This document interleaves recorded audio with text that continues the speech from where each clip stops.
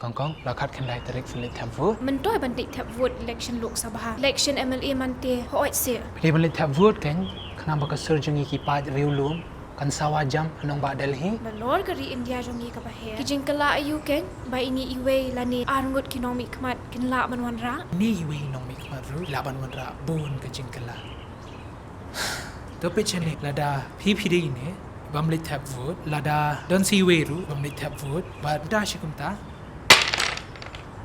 kan sa khalam ka jing sunchar pajba te pajba baro phila ya so tho am ba ka khat khendai tarek upnai april arajar arphosam ra laki apet กระเนียโนไอพิกจงอ่ะกว่าชโน tong shwa plus no tho am filit thap vote no am ta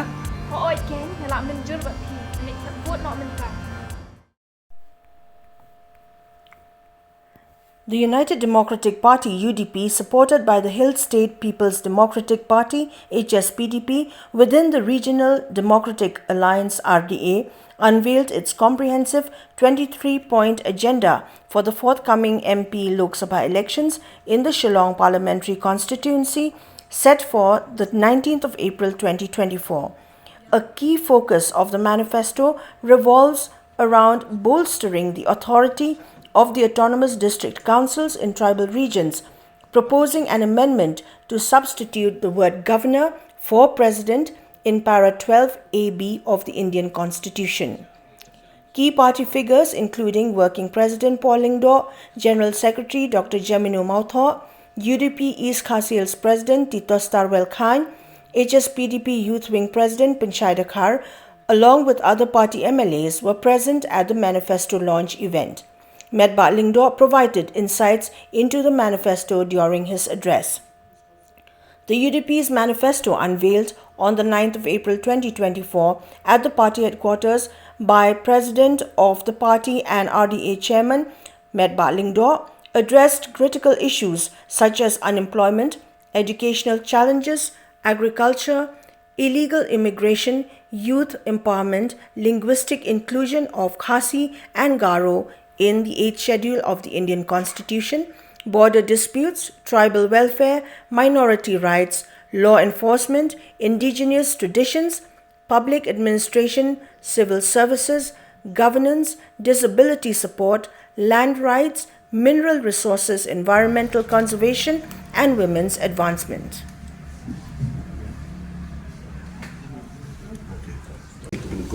Kejimpunku board susu di district council, kebar pada kejimpunku board di Samla, kebalai pada kayu kam yo jam, besau pada kulit putih, besar pada kejingkan tiu yaki nongrap, bat karep kariang jongki, nang tak kejing alor kejing lu kertep menderi, kejingkan tiu yak tin khasi bat garo. Aga kernet ke bapra nata kikam ke bade halor pot usam nata kawai pat ke bade ke kasong suk songsan sa kawai bade ke jikentiu ya ki bilum traili nata ke jingyat ya ki kinhon jingada ya ki kinhon niam ripat karoi kiu jong ki niam tenrai halor ki riuslur yele la lot kari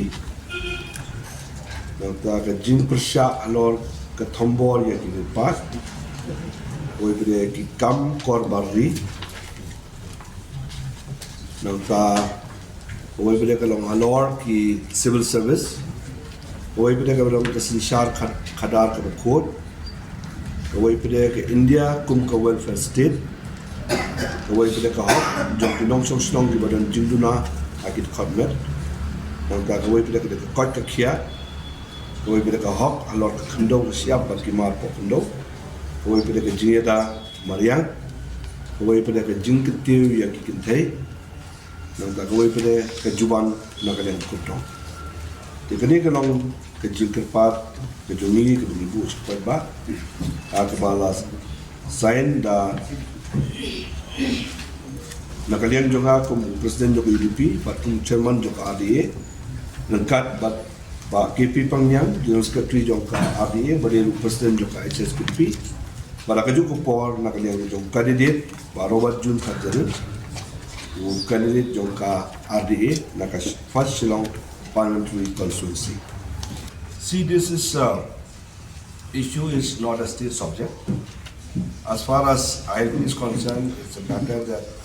as far as the process which is to be followed, that what has been done at the state level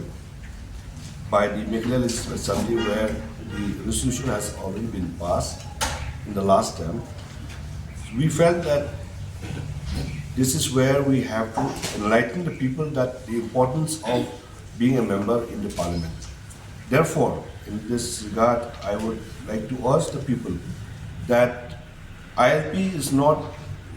at all the end of the matter or the subject at the state level. It has to be addressed at the parliament in Delhi. So therefore, we need a very competent person to address this issue at the parliament.